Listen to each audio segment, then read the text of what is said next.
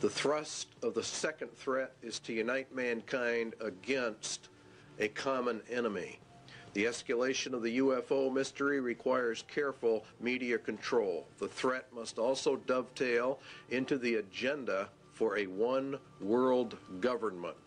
Everything that Iron Mountain proposes in all of their substitutes will lead into a one-world government. And that is the whole nature of it. There has been a tremendous amount of interest in UFO activity. Many, many books have been written about it. There have been many books written about the government's cover-up of the UFO experience, and that the United States government knows exactly what is going on, and we would agree with that. First time we're mustering substantial, sophisticated, serious scientific searches for extraterrestrial intelligence. There's never been a time like that before.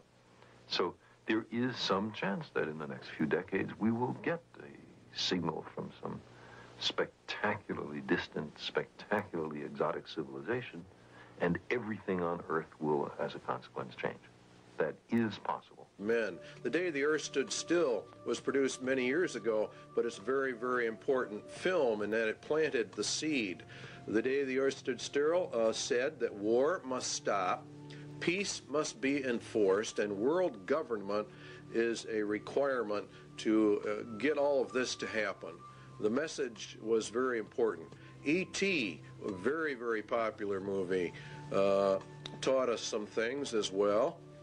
It said that reptiles are very cute, that love is the answer, that love heals, but more importantly, that we all evolve in a different manner.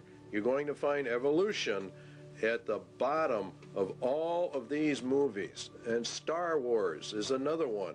How famous they were. Well, they're programming the human mind for certain things. One, evolution of the races, good and evil forces, a universal, eternal fight between the forces of good and evil, and more importantly, a federation of planets, a uniting of the nations, a uniting of all the planets. Mankind will evolve upwards and eventually will join in intergalactic civilization.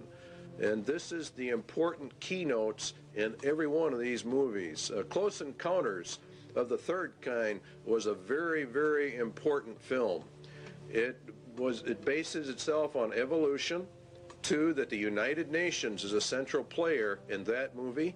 The U.S. military is connected to the United Nations in that movie, and that mankind will join interplanetary civilization. It starts by contact, by exchanges of the races. There's also Tonopah.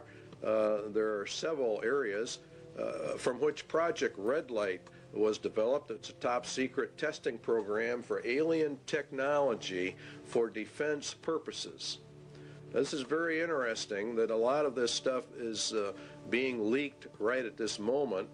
As we get into this, a congressman said, "I have no comment as to what is going on in Area 51. That was Congressman Harry Reid, and he went out there to visit the area because the Air Force had made a land grab, and he went out there on behalf of his constituents to find out why. It is said that President Eisenhower signed a treaty with actual aliens in 1957.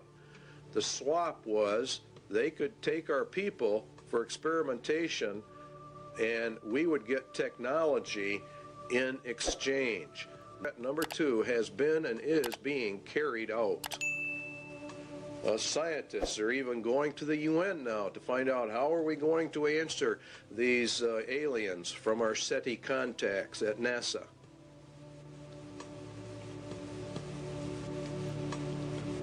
They believe the UN should do all of this. And so you see it elevates the United Nations to power. And this is very important because part of the Iron Mountain agenda.